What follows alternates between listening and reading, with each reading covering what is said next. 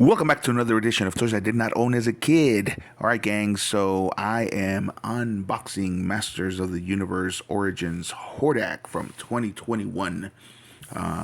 This is something that I got about a week ago at a toy show. As you can see, the person who was selling them wanted $15 for it. And I haggled it down to, I want to say 12 bucks, something like that. I bought several figures from him, so it was actually a haggle for several figures. All right, so I do own the Buzzsaw Hordak, but I wanted the original. There are little subtle differences. To be honest, it's very strange, but the original Hordak looks a little bit wider than the Buzzsaw Hordak, which is funny because the Buzzsaw Hordak is the one that has the this play feature where he's got the buzzsaw inside there, and you push the button in the back, and this shoots out really hard and really fast. Anyway, moving on, let's take a look at this artwork. As usual, we got some great artwork in the on the back of the card there. So we got Hordak with the evil horde, with I believe he was called Leechman. I don't remember all the names, so I'm not even going to attempt it. But it's all the evil horde, and looks like they're looking on from their from the fright zone into Eternia with their sights on Castle Grayskull. Pretty cool, pretty cool. All right, let's get this going. So I believe Hordak came out originally in 1986, and as far as the toy line was concerned, he was basically another bad guy for He-Man to have to fight, but he was so bad that even Skeletor was actually afraid of him. As it turns out, in the mini comics, he was, and in the cartoon, he was Skeletor's mentor, and Skeletor had actually betrayed him and tricked him into going to the other dimension where Etheria was at. But as the story goes, in the cartoon, he did not leave before kidnapping Princess Adora, which is He-Man's twin sister, Prince Adam's twin sister, and she ends up becoming, of course, She-Ra, the most powerful woman in the universe. And from what I've seen in some documentary shows, She-Ra was actually designed as the cartoon before the toy was made, although that's kind of hard to believe because the toy still looks very, very different than the cartoon does. So, but maybe it was just one of those coincidence kind of things where they went to Filmation and they were telling them that they were thinking of coming up with a girls line, a girls toy line that was similar to Masters of the Universe, and then Filmation was like, well, we've already got some designs for that idea, so here they are. But anyway, but in the toy line, Hordak, for whatever reason, was modeled more like the Masters of the Universe than the Princess of Power toy line.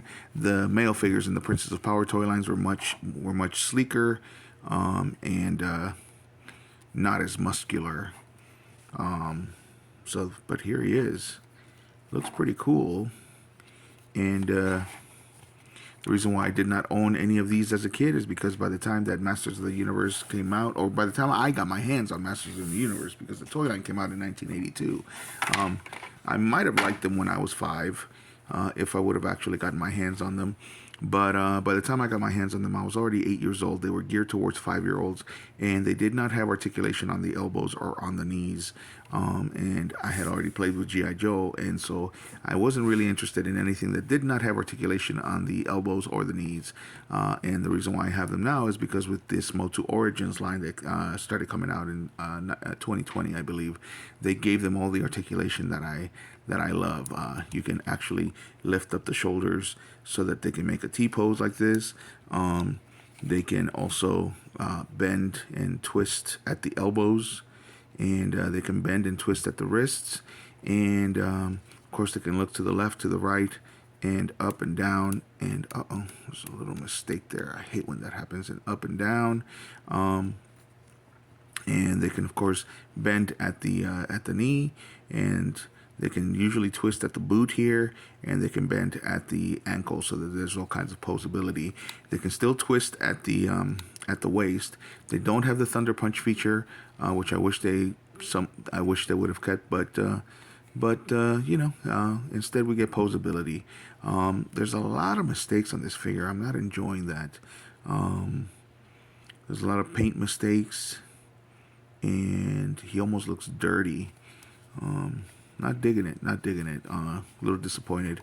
But anyway, and also the best part, in my opinion anyway, is this great play feature that they have, that they're fully modular, which means you can remove the head or the arms or the boots, or you can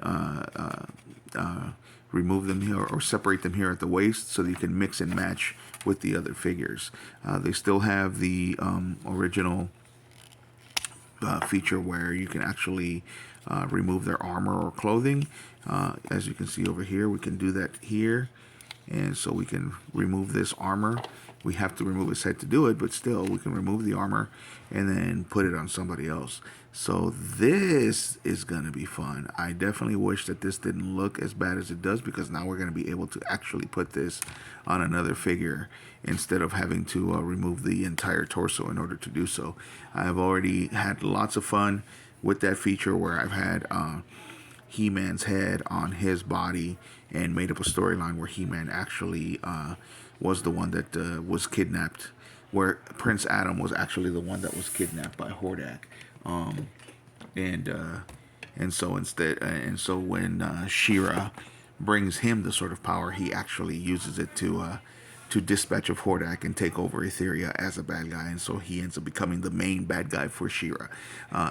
That's just something I came up with. Call it a fan fiction. Maybe I'll draw up a little mini comic to go with it. He also was supposed to come with a mini comic, come to think of it. And where is it? Let's take a look. Oh, it's the same one that Triclops came with, and I just opened Triclops. So here it is. This is the mini comic. So mini comics used to come, of course, in the original toy line. And anybody that's read the original mini comics knows that the original storyline for He-Man is way different than the storyline for He-Man was in the cartoon. In the original mini comics, He-Man was a kind of a Conan the Barbarian type, where he was a warrior for a small village, and he ends up going towards Eternia because Skeletor, in order to defend Eternia from Skeletor, and he ends up getting his powers from the clothes that he wears, along with the weapons, and he just actually defends Castle Grayskull. He never actually goes in there or uses any of its magic. Anyway, so there we go. This is Hordak. I totally digressed. Hordak was introduced, like I said, in 1986. After, I believe, the third season of He-Man, they were moving on, and they wanted to do a girls' toy line, so they went ahead and introduced She-Ra. There was a movie called forgot about accessories. There's a movie called The Secret of the Sword, in which He-Man brings a new sword to Etheria without being told that he's actually going to be giving it to his twin sister, and of course he finds that out, and so she becomes She-Ra, and in it we come to find out that Hordak actually kidnapped her as a baby and raised her up to be one of his generals. She has actually also been bewitched by by Hordak's. He has an Evil Lyn type character, and she's actually a witch. And gosh, I forgot her name, but anyway, she has a spell on Adora, and she actually believes that Hordak is the good guy, and has been helping him oppress the people of Etheria, until He-Man, of course, breaks the spell and helps her to become a part of the rebellion, and she ends up becoming the leader of the rebellion, of course. So here we go. He comes with this weapon here, which is basically a crossbow that if you push down here, if you push down, how does it work? There we go. If you push down here, it's supposed to hit another figure. And it's supposed to hit another figure and kind of knock him down. I'm knocking them all over the place. Come on, He-Man. Stand up for me so I can knock you down. There we go. So you're supposed to, oh, he's not even on camera. There we go. So it comes with this little crossbow here, so you can knock him down. Always had to have a play feature. And you can put it on his wrist.